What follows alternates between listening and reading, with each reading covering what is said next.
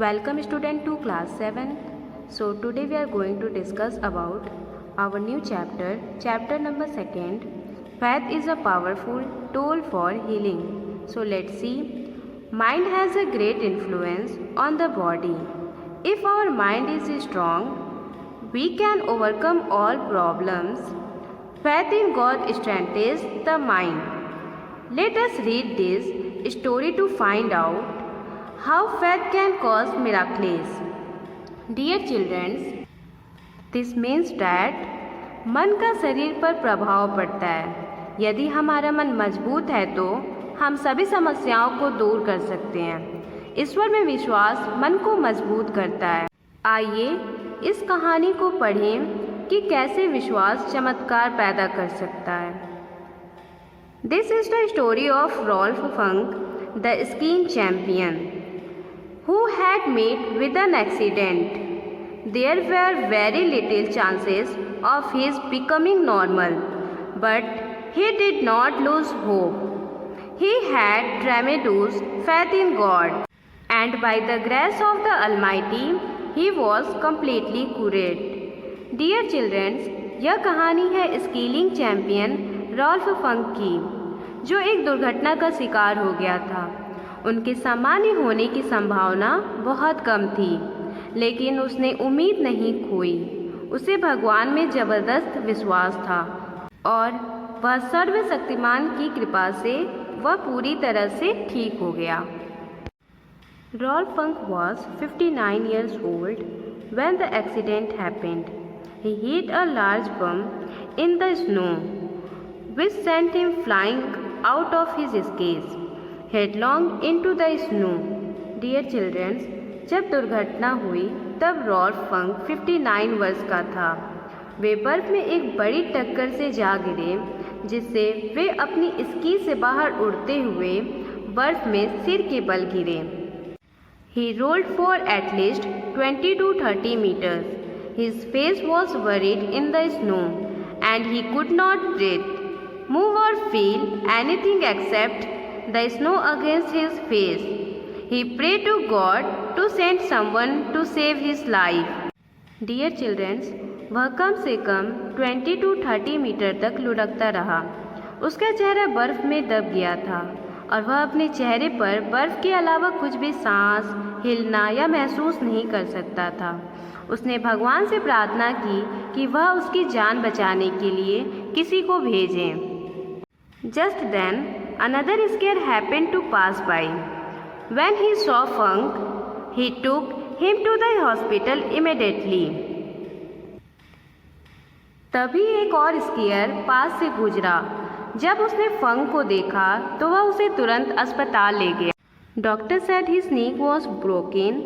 They were not sure if the surgery would be successful because 95% of patients with such an injury are confined to a wheelchair for life. But Funk did not give up. He was confident that he would be perfectly fine. His wife Nora prayed to God that the surgery would be a successful one. The doctors were able to reconstruct his neck successfully. But even after the surgery, his condition did not improve. Dear children, डॉक्टरों ने कहा उनकी गर्दन टूट गई थी। उन्हें यकीन नहीं था कि सर्जरी सफल होगी, क्योंकि इस तरह की चोट वाले 95% मरीज जीवन भर व्हीलचेयर तक ही सीमित रहते हैं। लेकिन फंक ने हार नहीं मानी। उसे भरोसा था कि वह बिल्कुल ठीक हो जाएगा। उनकी पत्नी नोरा ने भगवान से प्रार्थना की कि उनकी सर्जरी सफल हो। डॉक्टर उसकी गर्दन को सफलतापूर्वक ठीक करने में सफल रहे, लेकिन सर्जरी के बाद भी उसकी स्थिति में सुधार नहीं हुआ। One of his friends, Pastor Blair, visited him in the hospital. Rolf Funk told him, "I can feel a healing taking place. I am confident that I will fully recover. I have faith in God. He will cure me completely. Friend, we should make a movie of my recovery because I am going to walk again." Dear children, उनके एक दोस्त pastor Blair ने अस्पताल में उनसे मुलाकात की। Rolf फंक ने उनसे कहा, मैं एक उपचार की जगह महसूस कर सकता हूँ। मुझे विश्वास है कि मैं पूरी तरह से ठीक हो जाऊँगा। मुझे भगवान में विश्वास है। दोस्त, मुझे अपने ठीक होने की फिल्म बनानी चाहिए क्योंकि मैं फिर से चलने जा रहा हूँ। Later that day, a senior surgeon of head injuries examined him. He said there was no improvement at all. In spite of this, Funk's faith did not waver. उस दिन बाद में सिर की चोटों के एक वरिष्ठ सर्जन ने उनकी जांच की। उन्होंने कहा कि कोई सुधार नहीं हुआ है। इसके बावजूद फंक का विश्वास नहीं डगमगाया। After 11 days of surgery, he was moved to a rehabilitation center, Craig Hospital. He was told that he would be there for 6 months or even more. He could not feel anything below his face, but still he was sure that he would walk out of the hospital in a week. On the third day, he regained a slight movement in his right arm. He requested the hospital staff to put up a telephone headset on him so that he could talk to people regarding his business. He could push the buttons on the phone for dialing, but after each call, he had to call the nurse for replacing the receivers as he could not lift the phone. Dear children, 11 दिनों की surgery के बाद उन्हें एक पुनर्वास केंद्र Craig अस्पताल ले जाया गया। उन्हें बताया गया कि वह 6 महीने या उससे भी अधिक समय तक वहां रहेंगे। उन्हें अपने चेहरे के नीचे कुछ भी महसूस नहीं हो रहा था, लेकिन फिर भी उन्हें यकीन था कि वह 1 हफ्ते में अस्पताल से निकल जाएंगे। तीसरे दिन उसने अपने दाहिने हाथ में एक हल्का सा हिलाया।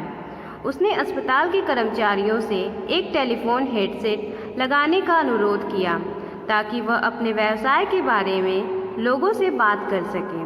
वह डायल करने के लिए फ़ोन के बटन दबा सकता था, लेकिन प्रत्येक कॉल के बाद उसे रिसीवर को बदलने के लिए नर्स को फ़ोन करना पड़ता था क्योंकि वह फ़ोन नहीं उठा सकता था। Nora helped him at every step. She helped him practice for extra hours every day any therapy that was suggested by the therapist. Funk recovered fast. None of the doctors could believe their eyes when they saw him walk out of the hospital within 8 days. Funk told the chief neurosurgeon, I am going to make a full recovery and soon be skiing with you. The doctors want him not to go for skiing without prior permission of the doctors. Life was very tough for Funk. Sometimes the pain was so unbearable that he felt deeply depressed, but managed to pull himself out of it and focus on his goal to ski again. Dear children, Nora ने हर कदम पर उसकी मदद की। उसने चिकित्सक द्वारा सुझाई गई किसी भी चिकित्सा को हर दिन अतिरिक्त घंटों तक अभ्यास करने में मदद की। फंक तेजी से ठीक हो गया। किसी भी डॉक्टर को अपनी आंखों पर विश्वास नहीं हुआ जब उन्होंने उसे 8 दिनों के अंदर अस्पताल से बाहर निकलते देखा। फंक ने चीफ न्यूरोसर्जन से कहा, मैं पूरी तरह से ठीक होने जा रहा हूँ और जल्द ही आपके साथ स्कीइंग करूँगा। डॉक्टरों ने उन्हें पूर्ण अनुमति के बिना स्कीइंग के लिए नहीं जाने की चेतावनी दी। फंक के लिए जीवन बहुत कठिन था। कभी कभी दर्द इतना असहनीय होता था कि वह बहुत उदास महसूस करता था, लेकिन खुद को इससे बाहर निकालने में कामयाब हो जाता था और फिर से स्की करने के लिए अपने लक्ष्य पर ध्यान केंद्रित किया। 10 months after the surgery, he finally bought a season's pass of skiing. With the blade in his neck and skis on his feet, he took to the slopes accompanied by Nora. That time there was a movement in his legs, but there was no sensation at all. But he did give it a trial, and 14 months after the accident, he competed in the Master Ski Championships. He could just manage to raise his left arm. There was no sensation in that arm, but he could just hold it in the right position for ski racing. He did not win any of the races, but participating itself was like victory for him. He was awarded a special medal in recognition of his amazing recovery. He once said at a press conference, "I could never have made that recovery without Nora's unconditional love and support, and without my strong faith in God." Surgery के 10 महीने बाद उन्होंने आखिरकार skiing का एक season पास खरीदा। अपने गले में एक प्लेट और अपने पैरों पर स्की के साथ वह नोरा के साथ ढलान पर गए। उस समय उनके पैरों में दर्द थी, लेकिन उन्होंने इसका परीक्षण और ध्यान दिया और दुर्घटना के 14 महीने बाद उन्होंने मास्टर स्की चैंपियन में भाग लिया। वह बस अपने बाएं हाथ को ऊपर उठाने का प्रबंध कर सकते थे। उस हाथ में कोई ताकत नहीं थी, लेकिन वह स्की रेसिंग के लिए इसे सही स्थिति में पकड़ सकते थे।